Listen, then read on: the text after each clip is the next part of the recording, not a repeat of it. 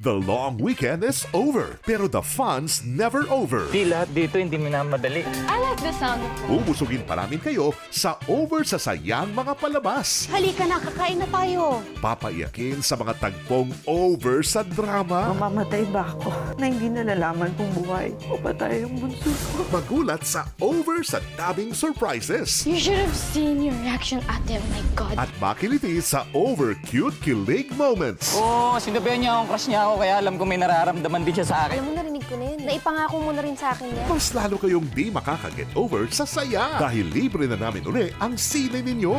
Uy, sigurado ka? Yes. Uy, Extend salamat na lang. Thank you. Sure na ma-energize talaga kayo for the whole week. Kaya i-welcome lang ang bagong linggo. And let's all go on a Pinoy Movie Date. Every day, dito lang sa iHeart Movies. Experience all the feels.